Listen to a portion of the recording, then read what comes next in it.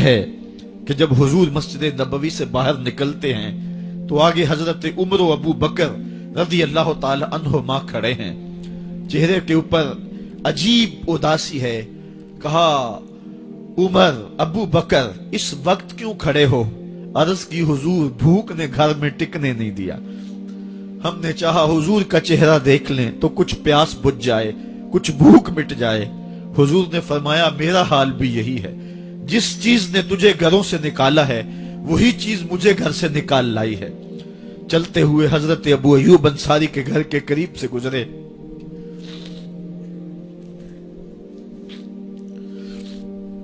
حضور کی خوشبو پا کے وہ باہر آ گئے۔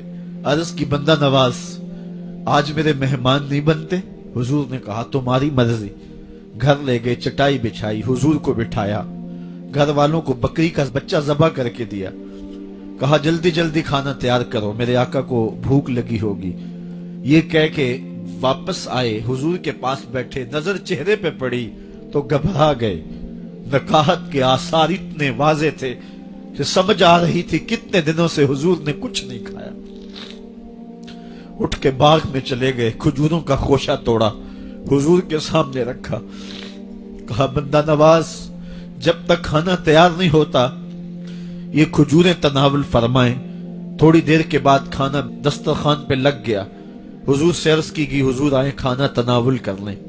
حضور نے دسترخوان پر تشریف فرما ہو کر کے حضور نے کپڑا اٹھایا تو حضور نے جب دیکھا کہ کھانا ہے تو حضور نے ایک روٹی لی اور چند بوٹیاں اٹھائیں اور ایک خادم کو بلا کر کے کہا جاؤ ہمارے گھر دے آؤ، میری بیٹی فاطمہ کتنے دنوں سے بھوکی۔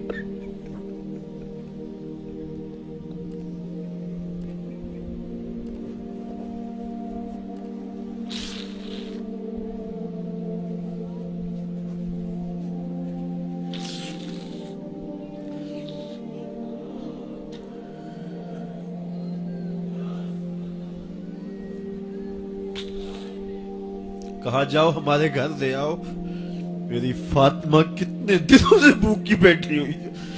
مال کے کونین ہیں گو پاس کچھ رکھتے نہیں، دو جہاں کی نعمتیں ہیں ان کے خالی ہاتھ میں۔ آپ کو پتا ہوگا کہ جب میرے رسول کا انتقال ہوا ہے، حضور کا وصال ہوا ہے، تو حضور کی ایک زرہ ایک یہودی کے گھر میں گروی رکھی ہوئی تھی، حضور نے زرہ رکھ کر کے اس سے قرض لیا ہوا تھا۔ یہ اسلام کی غربت کی کہانی ہے، اور پھر اللہ نے اسلام کو امارت کے رنگ بھی دیے۔ آؤ تمہیں کہانی سناؤں، حضرت عدی بن حاتم روایت کرتے ہیں، صحیح بخاری میں روایت ہے۔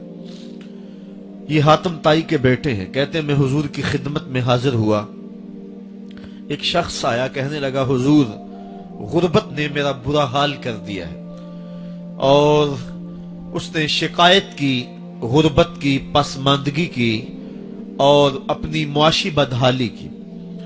پھر ایک شخص آیا کہنے لگا حضور میرے پاس دولت تو ہے لیکن میں نے جس منزل پہ جانا ہے راستہ پر خطر ہے، تو میرے لیے کیا حکم ہے کہ میں کیسے راستہ طے کروں؟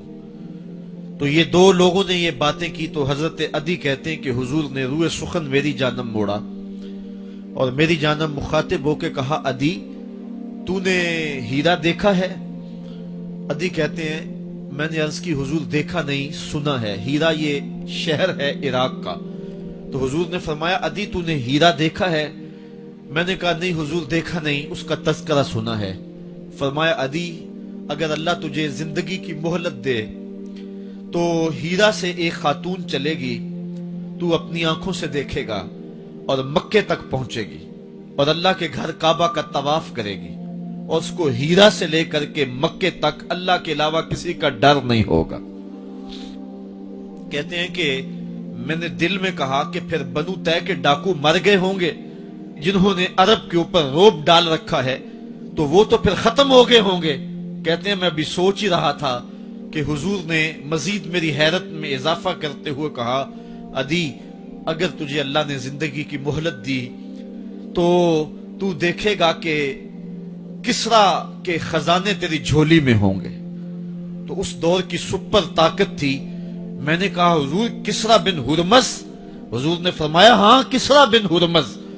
कहते हैं कि हुजूर ने फिर फरमाया दी अगर तू जिंदगी पाई तो तू वो दिन भी देखेगा कि एक शख्स ज़कात की रकम लेकर के, ज़कात की चांदी लेकर के, ज़कात का सोना लेकर के निकलेगा और उसको कोई ज़कात का मुस्तहिक ही नहीं मिलेगा। हजरत अदी बिन हातिम कहते हैं कि फिर मैंने वो मंजर अपनी आंखों से देखा कि हीरा से एक खातून चली और मक्के तक पहुंची और अमन ऐसा था कि उसको अल्लाह के अलावा किसी का डर नहीं था। फिर वो लम्हे भी मैंने देखे कि किसरा बिन हुरमज के खजाने मस्जिद नबवी के बाहर पड़े हुए हैं। तो कहते हैं तीसरी चीज मैं देख ना सका और मैंने लोगों को कहा कि ये मैं तो नहीं देख सका, मेरी शायद जिंदगी वफा न करे, और अगर तुम्हारी जिंदगी वफा करे तो तुम देखना मेरे आका ने जो फरमाया था, दो बातें तो पूरी हो गई हैं और तीसरी बात तुम देख लोगे। हजरत यहया बिन सईद फरमाते हैं कि हजरत उमर बिन अब्दुल अजीज का जमाना था और उन्होंने मुझे अफ्रीका की जानब ज़कात वसूल करने के लिए भेजा। मैं वहां से ज़कात वसूल की और फिर मैं ज़कात लेने वाले मुस्तहकीन को ढूंढने लगा। तो कहते मुझे कोई मुस्तहिक ना मिला। फिर मैं गुलाम पकड़ता और उसके पैसे दे के उसको आजाद करवाता चला जाता। हजरत उमर बिन अब्दुल अजीज का जमाना है कि गवर्नर है इराक का, वो हजरत उमर बिन अब्दुल अजीज को लिखता है कि इतनी रकम है, इसका क्या करना है।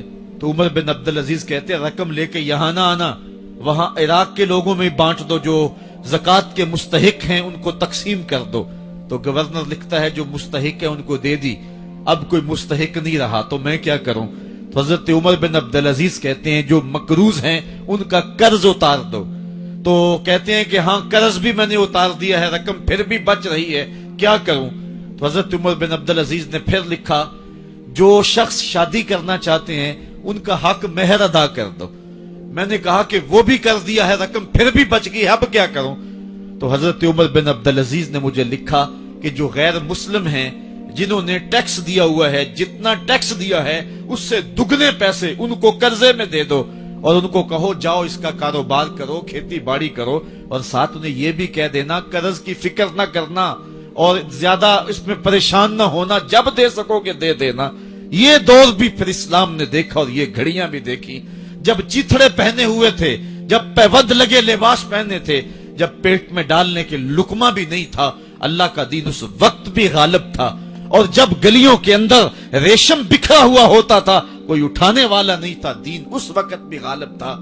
दीन का गालिब होना या ना होना इसका ताल्लुक जो है वो मालो दौलत से नहीं है। इकबाल कहता है कि जवाल बंदाए मोमिन का बेजरी से नहीं, मोमिन का जवाल बेजरी से नहीं है बल्कि इसका सबब कोई और है। वो सबब ढूंढना है कि हम दुनिया में रुस्वा होके क्यों रह गए, हम जमाने के सामने तमाशा क्यों बन के रह गए। आज नबी की उम्मत पूरी कायनात में रुस्वा होके क्यों रह गई। आज हमारा तमाशा देखा जा रहा है, आज भूखे कुत्तों को हमारी बेटी और बहनों के ऊपर छोड़ा जा रहा है और उसका तमाशा देखा जा रहा है।